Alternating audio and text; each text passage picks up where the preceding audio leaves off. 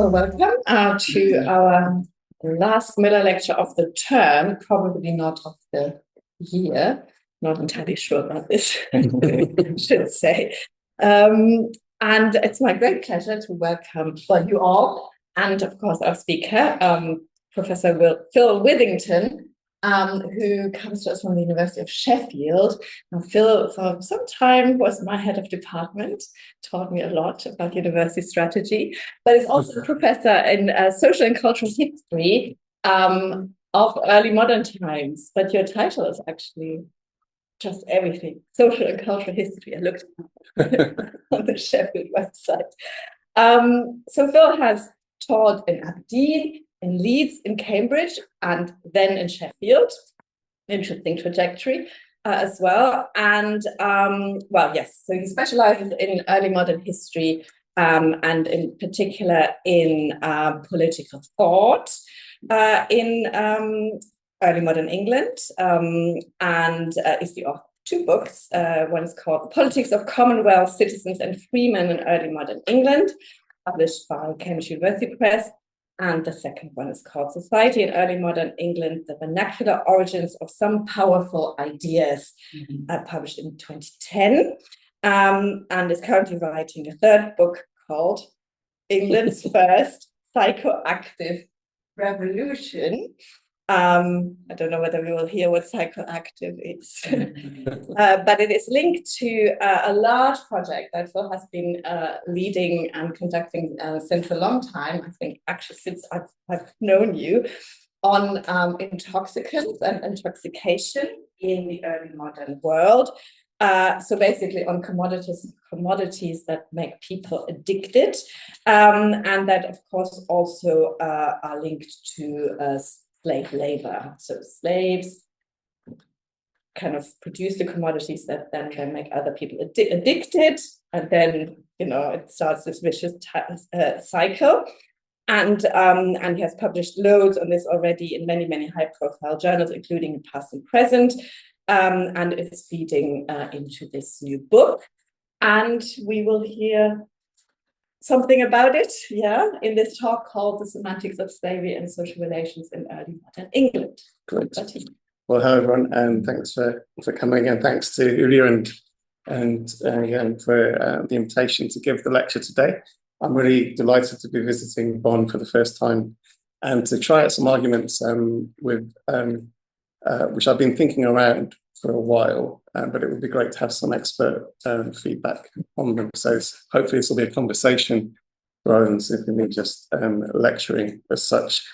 And these arguments concern the semantics of slavery and social relations in early modern vernacular English, and they are very much in development.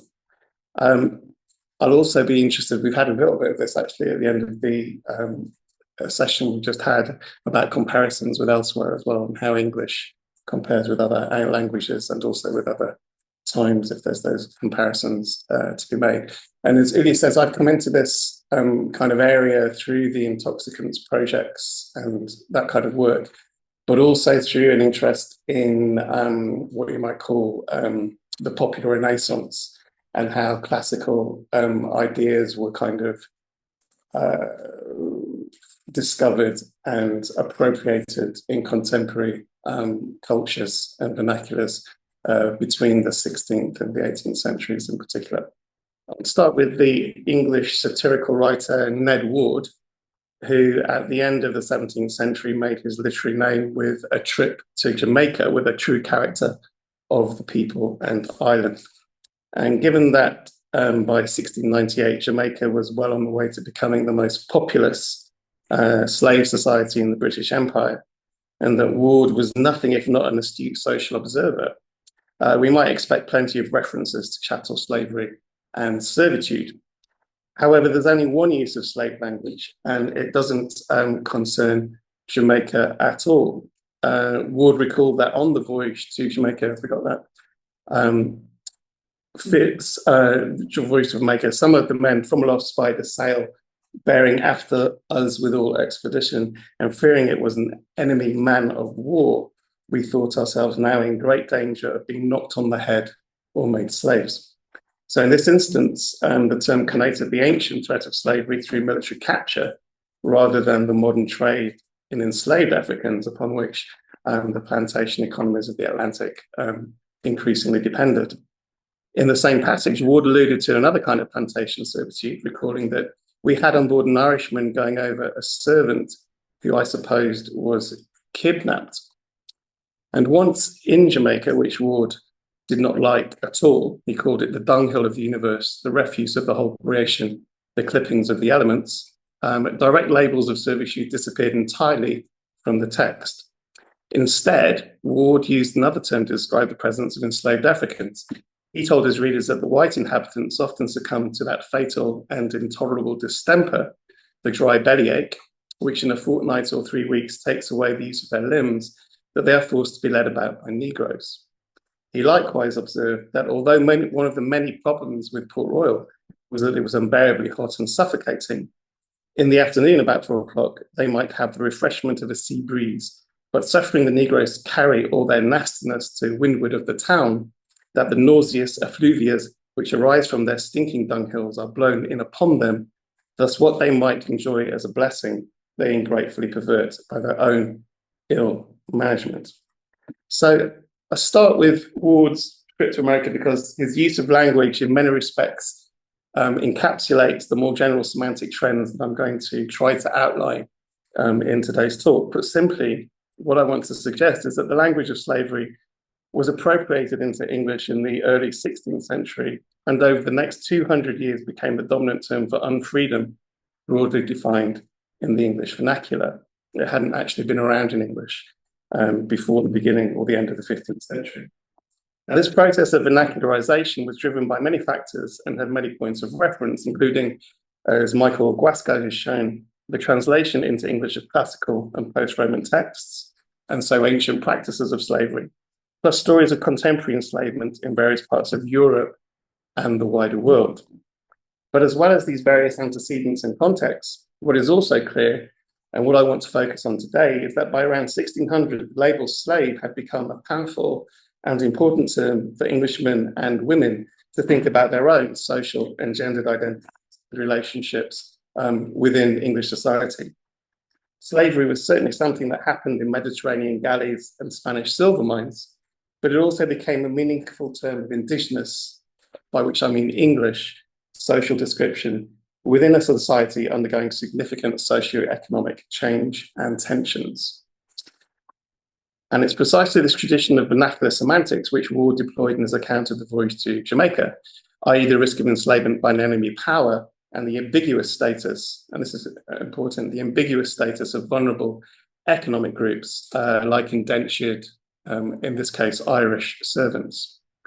However, in using the term Negro as a kind of unconscious shorthand for African enslavement in Jamaica, Wood also points to another more general feature of early modern vernacular discourse.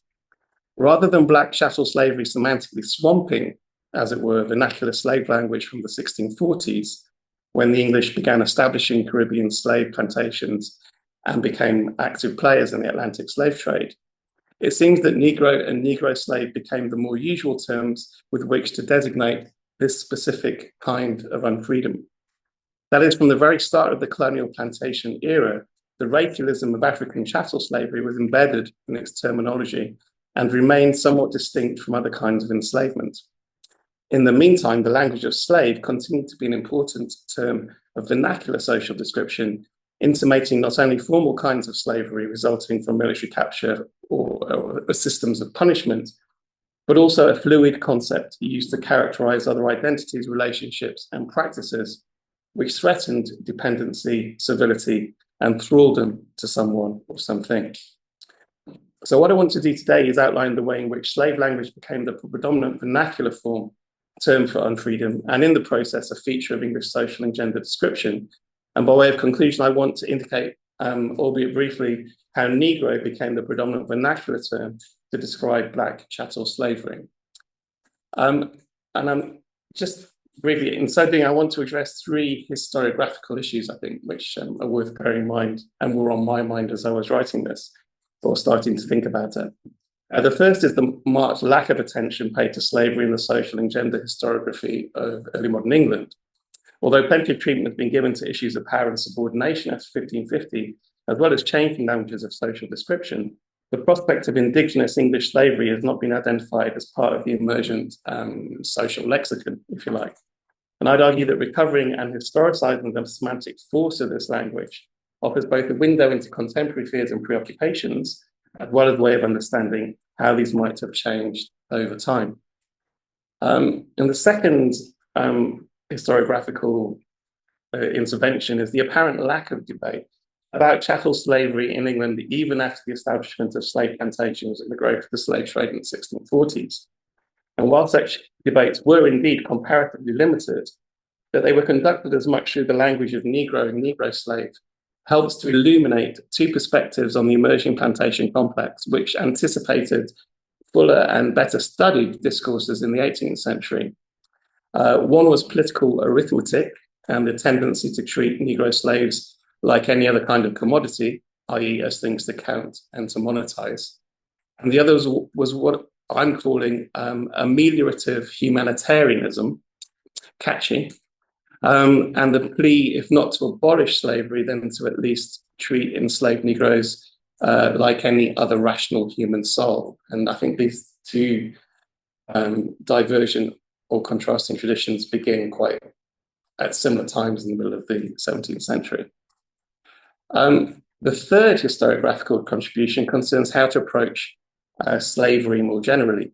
So Alice Rio has persuasively, in my view, and I'm happy to be corrected, argued in the context of early medieval Europe that in periods of conceptual, social, and institutional flux, it makes sense to approach unfree status as the result of an act of labeling rather than as a static object, whereby the apportioning of a status like slave or serf is strategic rather than descriptive, I'm quoting here, and in which those using the terminology need not have a single, stable, practical reference in mind.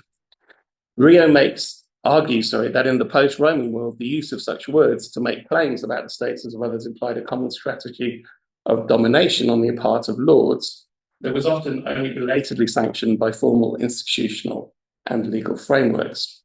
Now, what is striking about 17th century England is that when colonialists and planters across the Atlantic perpetrated quite equivalent strategies of domination, back in London, the power to label and make such claims was no longer simply or even mainly the preserve of lordship. Rather, it was an attribute of popular print and the vernacular public sphere. So the labeling is going on in a different kind of place, or alternative places, as well as a single kind of place. And with these historiographical issues in mind, what follows divides into three sections. The first outlines the vernacularisation of slave language during the 16th and 17th centuries and the identification by various humanist commentators, so people with this interest in the ancient past as a way of thinking about the present, of how it transposed onto English social and semantic structures. The second compares the use of this language by two popular satirists of everyday English life, John Taylor, known as the water poet in the first half of the 17th century, and Ned Ward, who we've just met around the turn of the 18th century.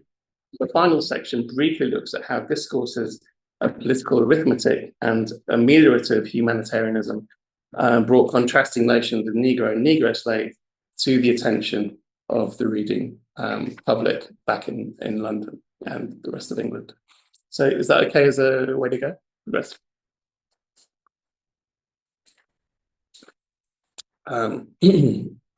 Okay, so vernacularisation and the social order.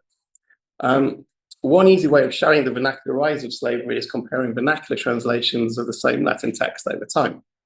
And if we take Thomas More's Utopia, for example, which was written in Latin in 1516 and subsequently translated into English by Ralph Robinson in the 1550s and then Gilbert Burnet in the 1680s, we can see that while Burnet's Utopia is, among other things, a book about slavery, Robinson's, it seems, is not. In fact, while Latin civility is presented in both the 1550s and 1680s editions, Robinson and Burnet use different English words to translate it. And hopefully it's self-explanatory at the table.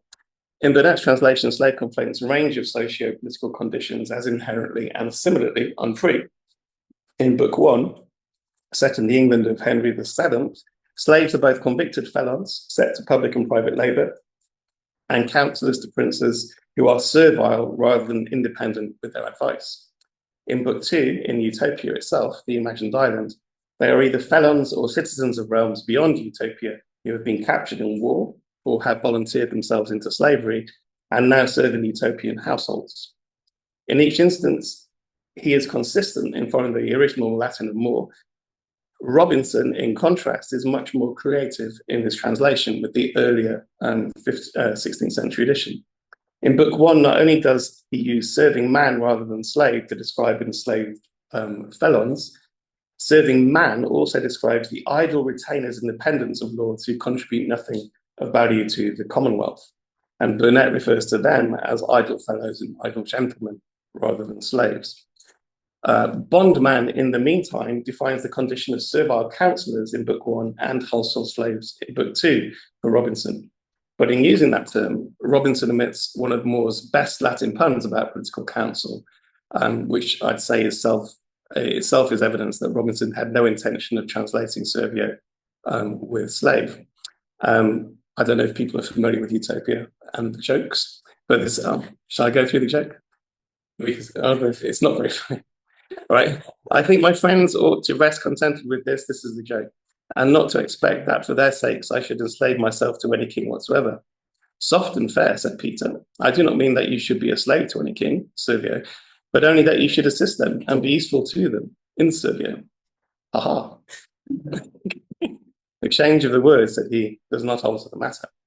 And you can see that in the bit below, Robinson completely ignores the joke and uses bondage to kings instead. Finally, when Robinson occasionally does use slave, it is to describe utter servility rather than a specific legal status, as in the most vile slave and abject drivel of all in a master's household, Nebulonum, which Burnet gives as the meanest varlet. So we can assume that Robinson's choice of language made sense to his London readership. Indeed, when another member of the Goldsmiths Company, Robinson's a member of the Goldsmiths, he's secretary to them, Thomas Nichols, had undertaken to translate Thucydides' history in 1550, like Robinson, he preferred bondman over slave. It was also consistent with influential contemporary usage. Naomi Tadmore has shown that in William Tyndale's English translation of the Bible, which was published in 1540, and most likely known by Robinson's London milieu, it was the vocabularies of service and bondage rather than slavery that were used to translate Hebraic concepts of unfreedom and obligation. The 1547 Slavery Act, which explicitly threatened to make slaves of vagabonds who either refused work or who ran away from work, had to be repealed in the next parliament, in part because the language of slave was so incongruent. And during the uprisings and rebellion of 1549, famous Kett's Rebellion, rebels declared against the vestiges of feudal unfreedom through the language of bondman rather than slave. But even as Robinson translated Utopia for London citizens, semantic trends were changing. So insofar as appearances in texts on the early English Books Online TCP platform are concerned, this is a fabulous resource where I think it's up to about 50%, 60% of all surviving texts in English and some Latin are now not only available on the catalogue, but are actually searchable by word keyword search. So you can do these very intensive and extensive language searches on them. But using that, slave was virtually unused, we can see, in English printed texts until the 1530s. But as the figure shows, in the 1540s, and this basically shows, it's obviously bigger for you, hopefully you can see, you have slave in blue, bondman and bondwoman in orange, and serf in grey. You can see the slave overtook bondman in terms of the proportion of text in which it appeared in the 1540s. And it's no coincidence that when Thomas Hobbes replaced Nichols' translation of Thucydides' history with his own in 1629, his term of choice was slave rather than bondman, and slave had become the normative alternative. So why humanist and vernacular writers increasingly preferred slave language over other terms, I find quite mysterious, and I think if anyone's got any ideas, I'd love to discuss in questions. What we do know is that a set of socio-economic changes linked to commercialization and the breakdown of bastard feudalism saw the emergence in England of new groupings of landless peasants, vagabonds, indentured servants, and wage labourers who were far from secure in their sense of freedom. In the 1560s, for example, the humanist Sir Thomas Smith invoked the longue durée to claim that in Christendom in general, and England in particular, bondage, he's using the language of bondage still, had moderated over time and was now almost extinguished. In England, you could not find servi who were bought for money taken in war, left by succession, or purchased by the kind of lawful acquisition, or else born of their bondwomen and called verni, called in our law villeins and gross, nor agri sensiti, who were not bond to the person but to the manor or place, and did follow him who had the manors. But in making the comparison, Smith also acknowledged that the contemporary want of bondmen hath made men to use free men as bondmen to all servile services. Indeed, at least three sorts of Englishmen had women now carried the whiff of bondage. In certain manners, the tenantry, beside paying the rent accustomed, shall owe to the Lord a certain faith, duty, trust, obedience, and as we term it, certain service. Apprenticeship was another kind of servitude or bondage used in England for the necessity thereof. Others be hired for wages and be called servants, or serving men and women throughout the whole realm, which be not in such bondage as apprentices, but serve for the time for daily ministry. So you have this kind of the application of bondage onto these new kinds of reconfigured roles of service, including wage labour, apprenticeship, and service as servants, where the prospect of unfreedom is a very real possibility. Into the next century, Thomas Hobbes turned from the language of bondage to that of slavery, as we'd expect, to make the same point. Two kinds of servants have much common to them both, that their labour is appointed them by another. That sort which is of those that are absolutely in the power of their masters, as slaves taken in war, and their issue, whose bodies are not in their own power, their lives depending on the will of their masters in such manner as to forfeit them upon the least of disobedience, and that are bought and sold as beasts, that is, properly slaves. The other, which is of those that serve for hire or in hope of benefit from their masters voluntarily, that is, domestic servants to whose service the masters have no further right than is contained in the covenants made betwixt them. So the danger for indentured apprentices and servants, as well as wage labourers, was that when semantically grouped with slave, they risked becoming, as Smith put it, the possession of his lord and master, reckoned among his goods, not otherwise admitted to the society's civil or commonwealth, but is part of the possession and goods of his lord. And you can see that kind of semantic clustering as something that might be utilized by masters, but also become part of the social perception and worries of the people, the serving classes themselves. Now, staying with the kind of the elite kind of humanist discourse, this danger is best perhaps illustrated by Gilbert Burnet being the second translator of Utopia. His guru, the polymath John Wilkins, who in 1668 published his influential essay towards the real character of the philosophical language for the Royal Society in London. Now, Wilkins' magnum opus aimed, among other things, to provide tables of definitions of words and their synonyms that precisely corresponded to the phenomena, conceptual or substantive, they described. He was after this idea of a universal language.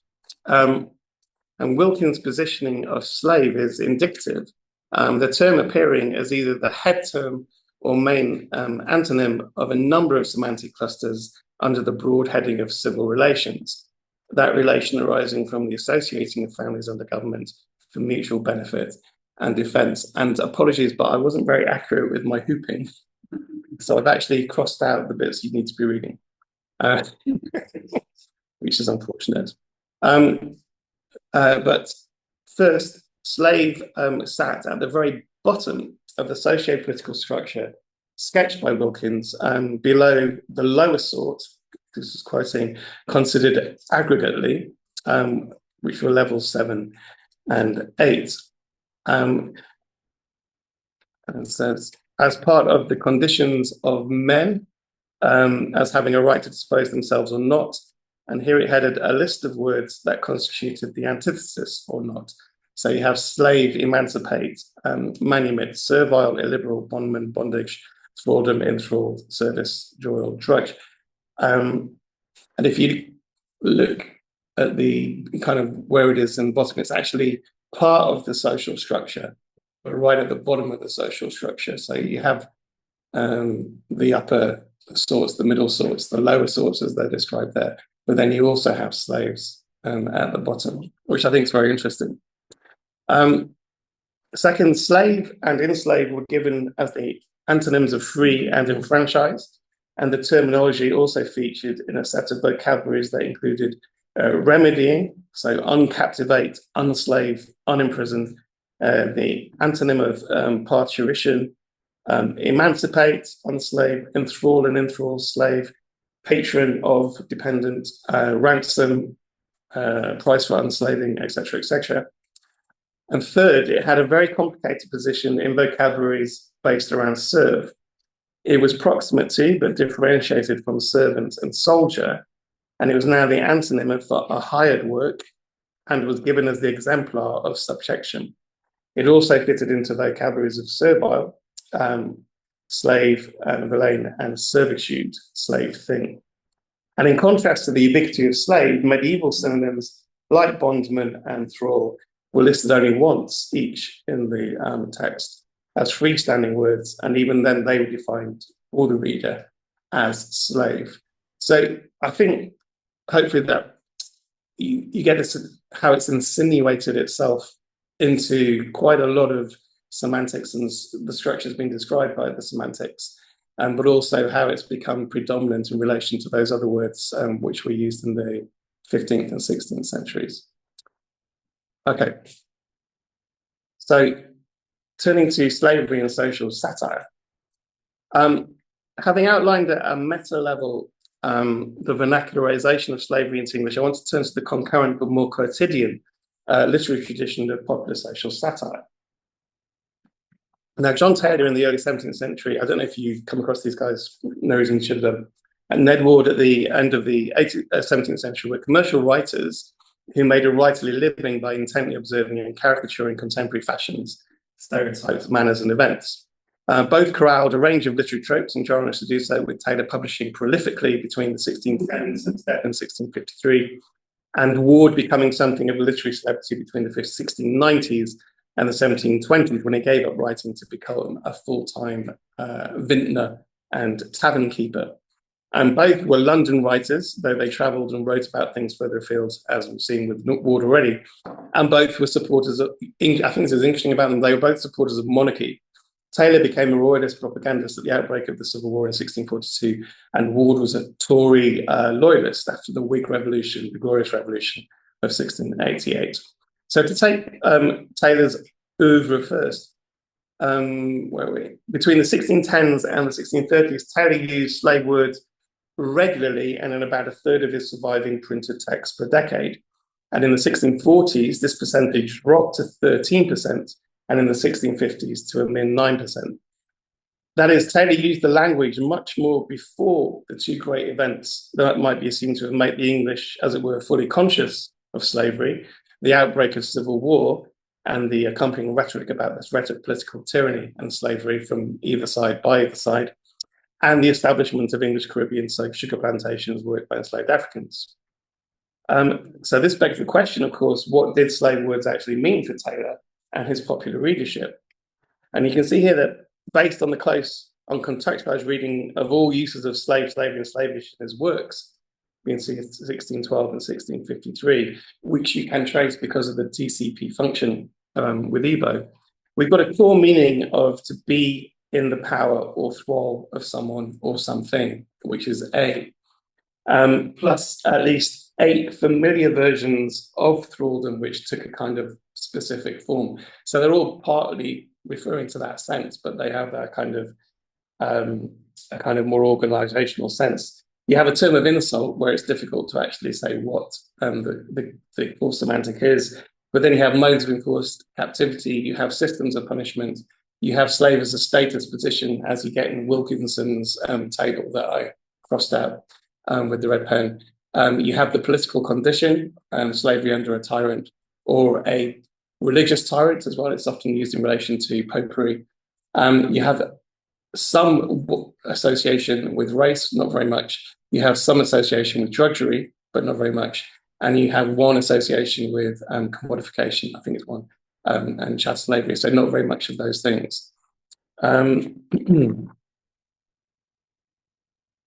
in his first published text in 1612, for example, he articulated a core tenet of his theology. This is a kind of example for through this concept of slavery, that because of Satan's enticements, Adam and Eve had condemned mankind to be a slave to sin, the devil, and death, dreading the danger of the Almighty's wrath, from Eden vanished, from God's presence thrust, and all the earth being for his crime accursed. And it's actually interesting that Taylor and his contemporaries, they regarded the original sin and the fall as actually a condemnation to slavery. This is one of its big, from what a lot of other slaveries followed.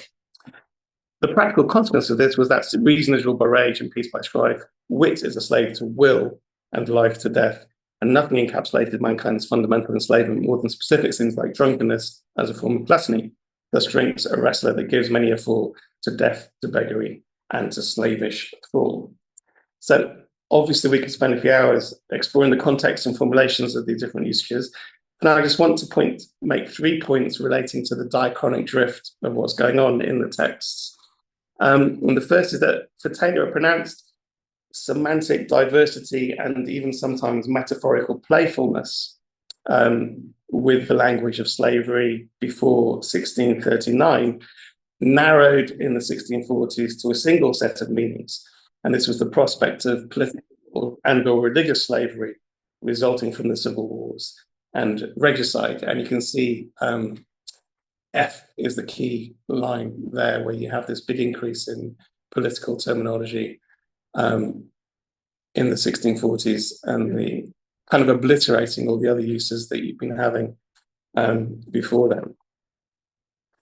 The second is illustrated by the kinds of thraldom, which was category A, and how they changed. And you find the prominence of economic activity and slavery in relationship to economic relationships and activities dominating before 1640, and again, its replacement in the 1640s by political and religious subordination. And the third point is that, especially when Taylor discussed economics and patriarchy, he kind of used the language of slavery to police what might be termed, and I'm making this up a bit, but a kind of equitable paternalism. So this was an idealized view of the world in which inequalities and asymmetries of wealth, status, and power were justified, indeed necessary, so long as the moral responsibilities and reciprocities of all parties were fulfilled. As such, the appropriate performance of social roles was essential, and slave words tended to be used to describe behaviors, often by those with the power, rather than those who are actually enslaved, what we would think of as enslaved, to describe behaviors which threatened an integrated conception of equity, generosity, moderation, and order. So in the economic sphere, it was the pursuit of money for money's sake, which I suppose we would call capitalism, which was most likely to disrupt paternalistic norms. The only slave of slaves is money's slave. He pines in plenty, starves amidst his store, lies living and doth give as in a grave, in wealth he wants and in abundance poor. The goods he hath, he badly doth deprave, and only cares how he may purchase more. He's obviously a very good poet. And when Taylor satirized patriarchal relations, it was female characters who invoked the language of slavery, either to insinuate a lapse in manliness by husbands or to indicate the iniquitous and debilitating sharing of roles. So the wife of a perpetual drunkard, a man who could not leave this vein of drinking drunk, became so exasperated that she compounded his enslavement to wine with the reversal of domestic authority. Nay, now, ye drunken slave, I have taken you upon the advantage. I will now try whether you or I shall be master. I will not now be satisfied with any reason, nor no word shall prevail. But now blows fall. And he has quite a lot of woodcut of women attacking men with ladles as part of the slavery system. In contrast, a wife married 3 or 4 years to an especially slovenly and man who's not doing his jobs within the house wished that I had been made a man, for women are nothing but your drudges and your slaves, to make you clean and to wash and starch your clothes. When you go whither you please and take no care at all for anything, a woman's work is never at an end and never done. Okay, so how does this is the kind of the early 17th century, I suggest this idea of equitable paternalism, the strong underpinning ideology of what is kind of informing Taylor's predominant use of the terminology before the wars in the 1640s. How does this compare with Ned Ward? Although Ward's output is less established than Taylor's, it's complicated by the fact he published serials, which are then republished as single books, so it's really hard to trace his over around. I think we can estimate that between the 1690s and 1720s, slave words appeared in between 71 and 83% of surviving texts, with an average of 79% as a whole, for his over as a whole. So he's using the language considerably more intensely in less books, it has to be said, than Taylor. And with Ward, we can see that there's some interesting trends compared to Taylor's usage in the early 17th century. So while political religious uses are certainly significant in the aftermath of the Glorious Revolution of 1689, and Ward is a political writer as well as a social satirist, so he does get involved in the debates. They are not dominant in the way that they became for Taylor in the 1640s and 1650s. That is, there's a reversion to some extent to the more fluid usage of the first 3 decades of the 17th century.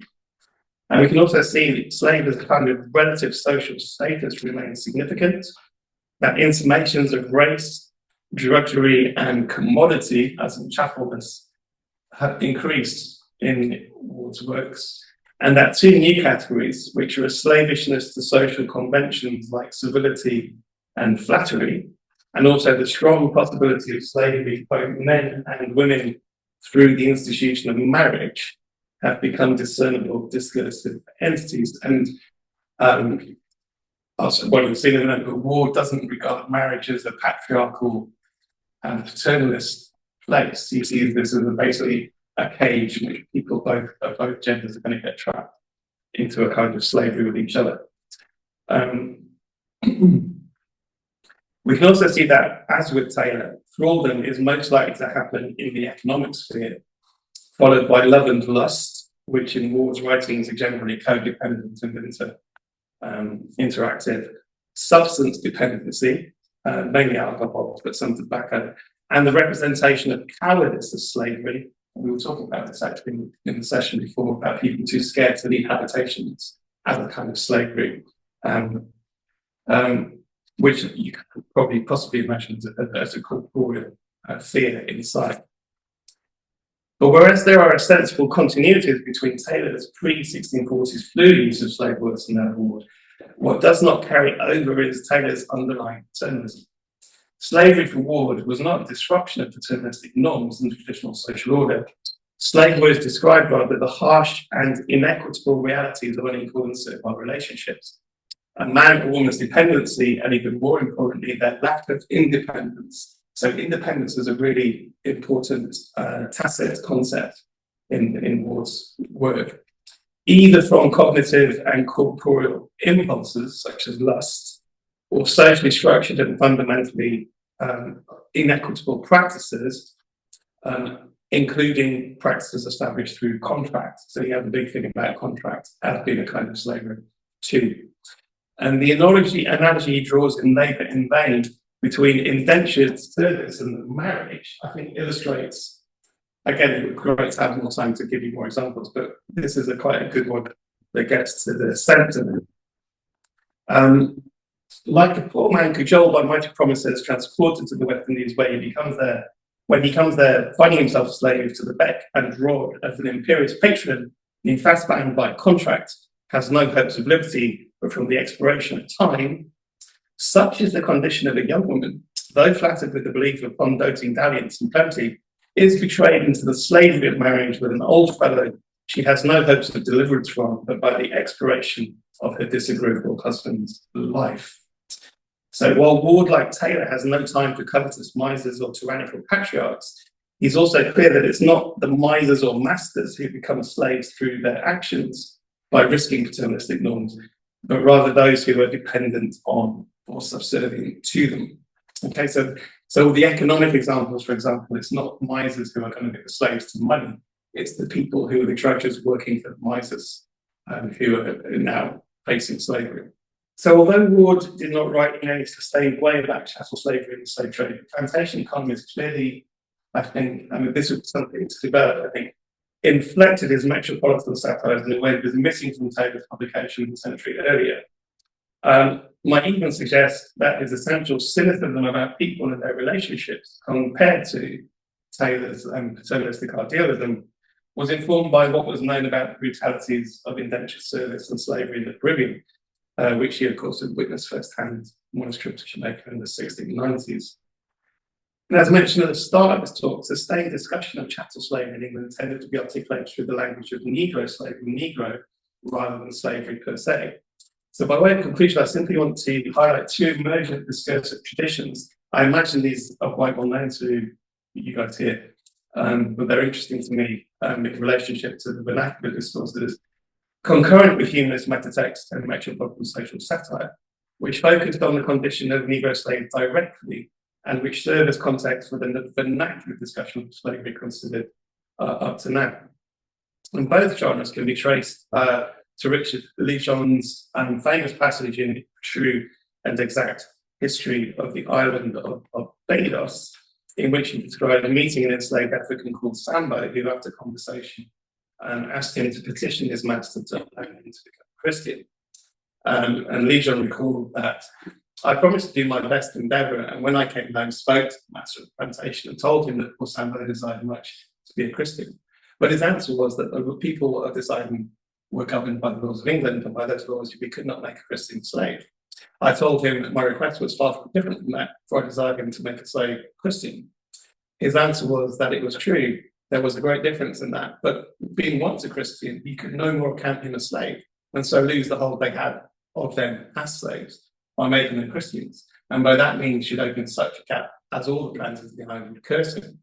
Despite which struck community and poor Sambo kept out of the church, as ingenious, as honest, and as good natured poor soul as ever wore black or eat green.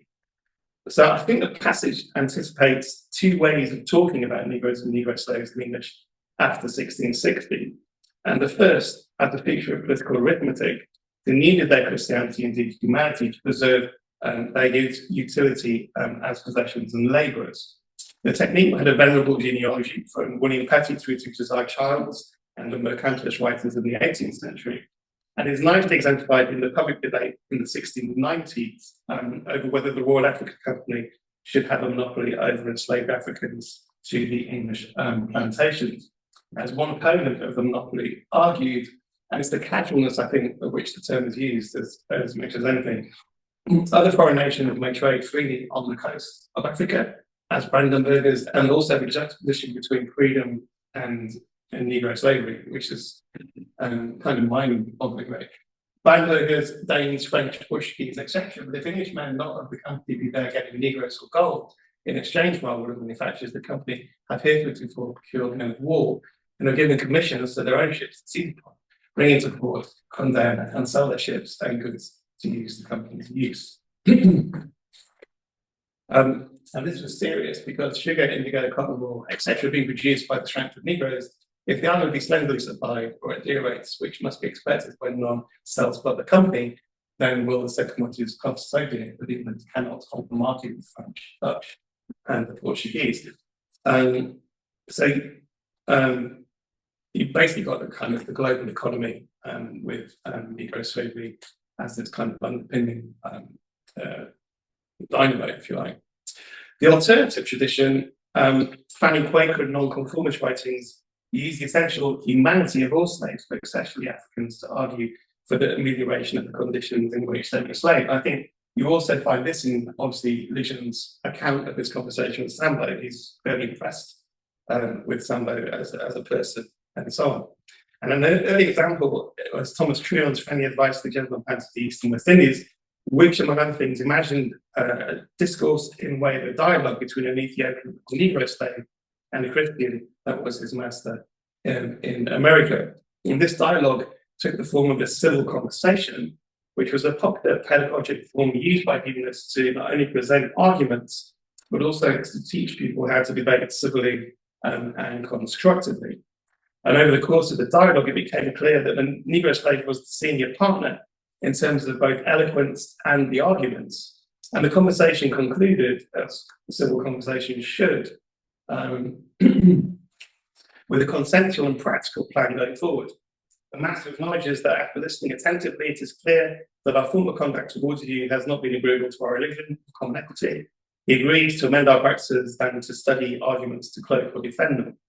The Negro slave then promises that if the master respects humanity and common honesty, then he will press my fellow slaves with arguments to be obedient, humble, just and respectful to all their masters, to which the master exclaimed, therein honest Sambo. And the fact that Treon's called his character Sambo would suggest direct kind of knowledge of Lucian's history. So the concluding point must be that while vernacular discussions of indigenous English and Negro slavery may well have been discursively and generically discrete or fairly discrete, the values underpinning the critical satire of Ward and the civil critique of Treon were resonant.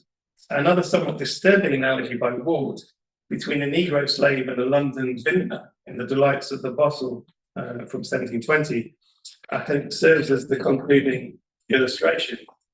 So railing against proud masters who want the vintner to behave himself more cringing than a slave, Ward compared the relationship between them and the vintner to the city upstarts, proudly rich, with Negro lackey at his breech, oft turns about for this or that to make the puppy doff his hat, and show by humble scrapes and bends who 'tis the collared slave attends. The difference, Ward noted, was that while the Negro lackey was trapped in his subservience forever, the vintner had the freedom to reassume his own nature, quote, and privileged customers, quote, who kindly use the same respect to others as themselves exact.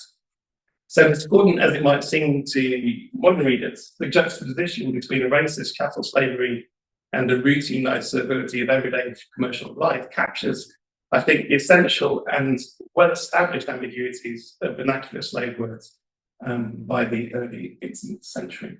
Not even that.